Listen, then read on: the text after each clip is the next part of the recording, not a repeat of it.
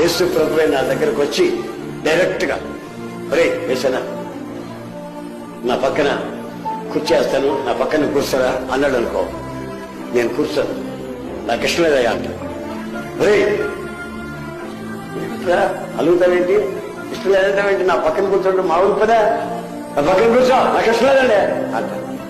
మరి ఎక్కడ కూర్చోవాలి ఉందా నీకు, నీ ఒళ్ళు కూర్చోవాలి ఉంటే, నీ ఒళ్ళో కూర్చోవాలి ఉందండి నాకు.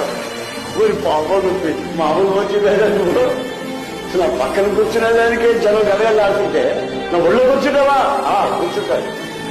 మరి ఎందుకు కూర్చోబెట్టుకో, కూర్చుంటాను నీ వల్ల అని అంటాను. ఆమె నిజంగా ఆ ధన్యత, ఆ అనుభూతి,